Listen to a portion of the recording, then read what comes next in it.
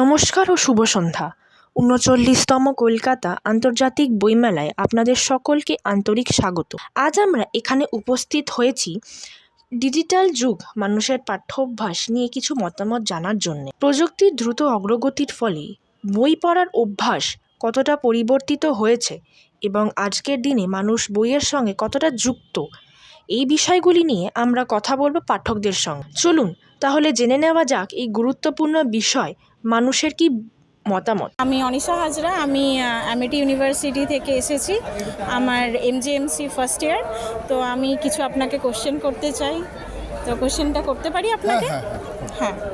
তো আপনার এই বুক ফেয়ারে কত ঘন ঘন আসা হয়, আর আপনি কেন পছন্দ করেন এই বুক ফেয়ারে আসাটা?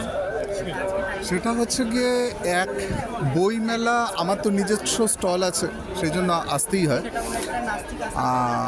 আমার যখন ছাত্র জীবন ছিল তখন 12 দিনই ছিল, এখন সেটা একটু কমে গেছে, 7-8 দিন হয়ে যায়। বই এখানে চর্চার জায়গা, বিতর্কের জায়গা, তার সাথে বিক্রিবাট্টা আছে, আমার নিজস্ব বইপত্র দেখার আছে। তারপরেও হচ্ছে গিয়ে পুরো মেলা ঘুরে ওঠা হয় না আমার। তা খুব স্বাভাবিকভাবেই হচ্ছে গিয়ে প্রায় আসতে চাই প্রত্যেক দিনই, সবসময় হয় না সেটা। আচ্ছা আচ্ছা। তো ভালো লাগলো এই বুক ফেয়ারে এসে, এত রকম বই দেখে অনেক কিছু জানাও হচ্ছে, অনেক কিছু জানার ব্যাপারও আছে। নাতাশা দি। আপনি কি করেন? আমি এখন আরবি রবীন্দ্রভারতী ইউনিভার্সিটিতে মাস্টার্স করছি মডার্ন হিস্ট্রির উপরে। আচ্ছা আচ্ছা। তো আমার একটা কোশ্চেন আছে, কোশ্চেন করতে পারি? হ্যাঁ। তো এই ডিজিটাল এজে মানুষের অ্যাটেনশন স্প্যান অনেকটা কমে যাচ্ছে, এটা কি সত্যি? আপনি কি এটা মনে করেন? আংশিকভাবে সত্যি, আবার পুরোপুরিভাবে সত্যি নয়। কারণ দেখতে গেলে আমাদের এখন যে টাইমলাইনটা চলছে সেটা হচ্ছে জেনজিদের টাইমলাইন। সেখানে দাঁড়িয়ে জেনজিরা যেটাতে সবথেকে বেশি ইন্টারাকশন করছে সোশ্যাল মিডিয়া দ্বারা, ডিজিটাল হচ্ছে তারা। কিন্তু হ্যাঁ, তারা মননে যান্ত্রিক হয়ে উঠেছে, যে ক্ষেত্রে দাঁড়িয়ে অনেক কিছু অসুবিধা আমরা ফেস করছি।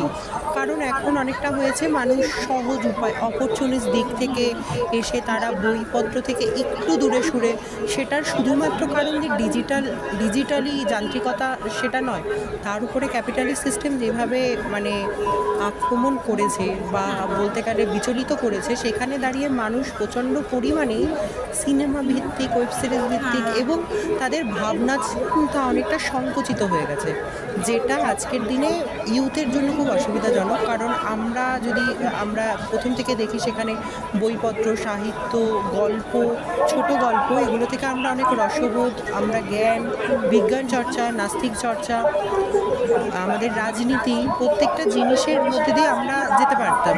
সেখানে দাঁড়িয়ে আজকে সেই ডিজিটাল যুগ এনে একটা অপরচুনিস্ট দেখেছে, যেখানে নানান জিনিসকে লোকজন বিভ্রান্ত করে ছড়ানো এবং খুবই একপাক্ষিকভাবে কিছু প্রোপাগান্ডা চালানো সমকালীন আমরা দেখে চলেছি। সেখানে ইউথরা ভাবতে বা ভাবনা চিন্তা করতে ভুলে যাচ্ছে, যেটার জন্য আজকে আমাদের লড়াই, যে ইউথকে আবার আনা, সচেতন করা, তাদেরকে পলিটিসাইজ করা, সঠিক পলিটিসাইজ করা, এবং তারা যাতে এই রাইট উইং মতাদর্শের, যে ক্যাপিটালিস্ট মতাদর্শের যে বিভ্রান্তিমূলক চক্রান্তের মধ্যে না জড়িয়ে পড়ে, তারা আবার পুনরায় ইন্টালেক্ট তো অনেকেই, কিন্তু ইন্টালেক্টের সঠিক ধারণা এবং তার কর্তব্য কী সেটা বোঝা এবং সেই দিকে সঠিক মূল্যায়ন করা, সেটির জন্য। What kind of book do you prefer, digital book or physical book? For me, at least, I prefer the physical copy.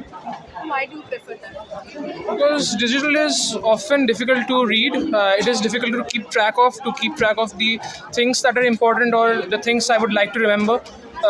Highlighting is not always a very viable option when you read a book digitally.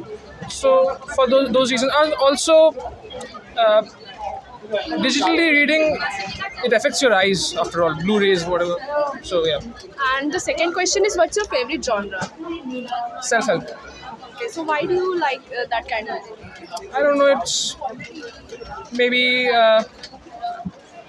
I want reading books to give back something to me for the time I invest in reading.